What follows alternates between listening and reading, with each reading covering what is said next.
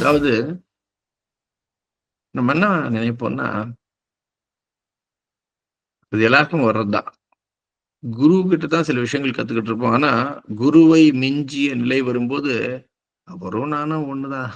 நான் என்ன போயிட்டு அவருக்கு தெரிஞ்சதெல்லாம் எனக்கும் தெரியும். இந்த ஒரு தாட் வரும். ஒரு நாள் வரும் அது. அதாவது குருவை மிஞ்சும் சிஷ்யர்களுக்கு இந்த தாட் வரும். இப்ப என்னன்னா, அங்க தான் அந்த சீடர் தப்பு பண்றாருன்னு அர்த்தம். என்ன மறந்துட்டாரு அவரு? என்ன மறந்துட்டாரு? குரு ஒரு எவர் லேர்னர்ன்றத மறந்துட்டாரு. ஃபர்ஸ்ட் பாயிண்ட்ட மறந்துட்டாரு. இன்னும் அவர் என்ன பண்ணிட்டு இருக்காரு குரு? கத்துக்கிட்டே இருக்காரு. குருவுக்கு இவ்வளவுதான் தெரியும்னு நினைக்கிறது ஒரு சீடனின் முட்டாள்தனம். ஏன்னா அவர் என்ன பண்றாரு? அவர் தொடர்ந்து கத்துக்கிட்டு தானே இருக்காரு. என்றும் குரு நமக்கு மேலதான் இருப்பாரு. எதுல? அனுபவத்தில். வேற எதுல மேல இருக்க முடியுமோ முடியாதோ அவரால. அது நமக்கு தெரியாது. பணத்துல நீங்க குருவோட மேல போலாம். குருவை அனுபவத்திலே மிஞ்ச முடியாது. நீங்கள் அறிவுல கூட மிஞ்சிடலாம். சமயத்துல அறிவுல மிஞ்சிடலாம். இதுல வேணா மிஞ்சலாம், பணத்துல மிஞ்சலாம், இதுல வேணா மிஞ்சலாம். ஆனால் எழுதி வச்சுக்கலாம், அனுபவத்தில் குருவை மிஞ்ச முடியவே முடியாது. இதை அடிச்சு சொல்ல முடியும். ஏன்னா எல்லா அனுபவத்துல நீங்க குருவை மிஞ்சிட்டீங்கன்னா கூட அவருடைய வயசுல உங்களால மிஞ்சவே முடியாது. பாத்தீங்களா? புரியுதுங்களா? நீங்க எதுல வேணா மிஞ்சி போயிடலாம். எல்லா அனுபவங்கள் சார், நானும் எனக்கும் இந்த அனுபவம் அந்த அனுபவம் எல்லாம் குட். ஆனா அவருடைய வயசுல நோ சான்ஸ். யாராவது 67 வயது கொண்ட ஒருவர் 68 வயது நிரம்பிய குருவுடைய வயதை மிஞ்ச முடியுமா என்றால் முடியாது. சோ என்னுடைய தாழ்மையான வேண்டுகோள் எல்லா மக்களுக்கும் என்னன்னா, என்ன விட்டுடுங்க sir. I am not your guru. I am not claiming to be your guru. நான் உங்களுடைய குரு என்று கிளைம் நான் பண்ணிக்கிறது என்றது அது குரு என்பவர் அவர் கிளைம் பண்ணிக்கிட்டு அதான் வருது பாருங்க. யூடியூப்ல எல்லாம் சில ஜோக்ஸ் வரும்.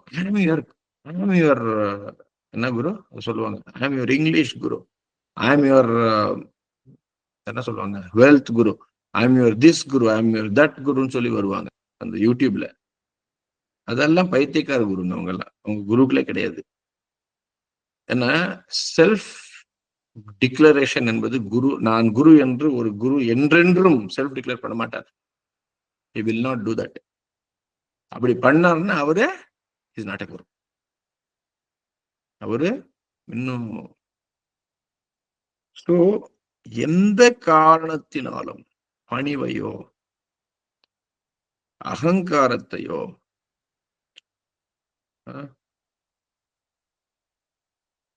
நாம் அர்ப்பணிப்பையோ எந்த காலத்திலும் சற்றே லைஃப்ல முன்ன கொண்டு வந்துடக்கூடாது சார். இது என்னுடைய தாழ்மையான தாழ்மையான தாழ்மையான வேண்டுகோள். ஓகே,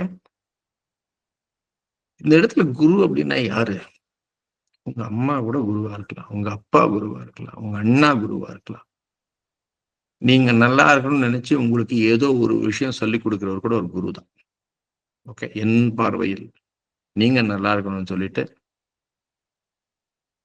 உங்களுடைய தோழி ஒரு குருவா இருக்கலாம், உங்களுடைய நண்பர் ஒரு குருவா இருக்கலாம். இங்க எல்லாமே நீங்க இந்த விஷயத்த கொண்டு வந்தீங்கன்னா, நீங்க நல்லா இருக்கணும்னு நினைக்கிறவங்க என்ன பண்ணுவாங்க?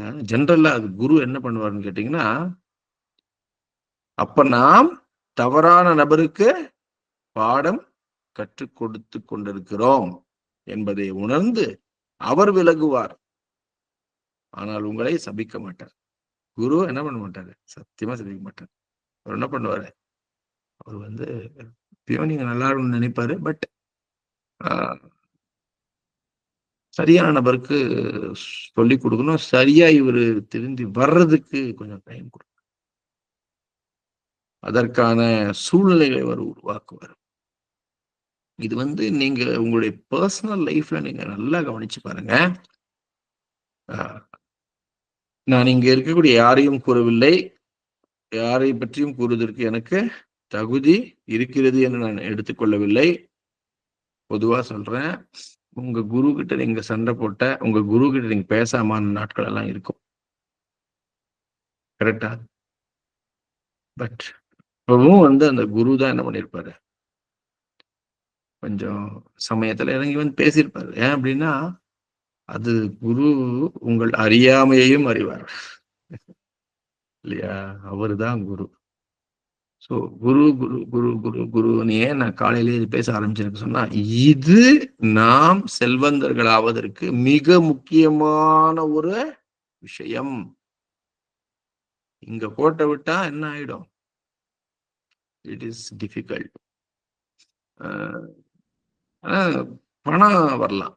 பணம் வரலாம். பட் ஈவன் சில சமயம் என்ன சூழ்நிலை நமக்கு வரும்னா, சில சில சில குருக்கள் கிட்ட நம்மகிட்ட ரொம்ப என்ன வரும்னா, இப்ப வந்தவங்களுக்கு நெறைய விஷயங்கள் வந்து குரு பண்றாரு. ஆனா, நம்ம அந்த காலத்துல இருந்து நம்ம வந்து இந்த குரு கூட இருக்கிறோமே, நம்மள மறந்துட்டாருன்ற ஒரு சிந்தனை கூட இந்த சீடருக்கு வரும். 100% வரும். ஆனா, அந்த சீடருக்கு என்ன தெரியாது அப்படின்னா, இப்பொழுது வந்திருக்கக்கூடிய இந்த சீடர்களுக்கும் நன்மை செய்து, அவர்கள் மூலமாக வரும் விஷயங்களை வந்து அந்த நன்மையை அனைத்து சீடர்களுக்கும் கொண்டு செல்லவே குரு என்றென்றும் யோசிப்பார் என்பது இந்த சீடருக்கு தெரியாது. இல்லையா? இப்ப வந்தவங்கள என்ன பண்ணிட்டாரு இவரு? புடிச்சுக்கிட்டாரு. நம்மள விட்டுட்டாரு. இப்படி கண்டிப்பா தோணும். ஏன்? அவரு இப்படி பண்றாரே! அவரு தான் அப்படி பண்றாரே! கண்ணு முன்னாடி நடக்குமே! கரெக்ட்டா? அப்ப தோணுது. ஆனா, அது என்ன விஷயம் அங்க இருக்குன்னா, இப்ப வந்தவரையும் விட முடியாது. ஆனா, இப்ப வந்தவர தான் நம்ம என்ன பண்ணணும்? அவரும் நல்லவரா இருக்கும் பட்சத்துல, அவருக்கு பணிவு, அவருக்கு நன்மை செய்யும் குணம், அவருக்கு அந்த ஒரு கர்வமின்மை, அவருக்கு அர்ப்பணிப்பு. என்னங்க சார்? இல்லன்னா அவரிடத்துல வந்து ஏதோ ஒரு பவர். இப்ப வந்திருக்கக்கூடிய ஒரு சிலர்கிட்ட ஏதோ ஒரு பவர். அது வந்து நம்ம என்ன பண்ணலாம்?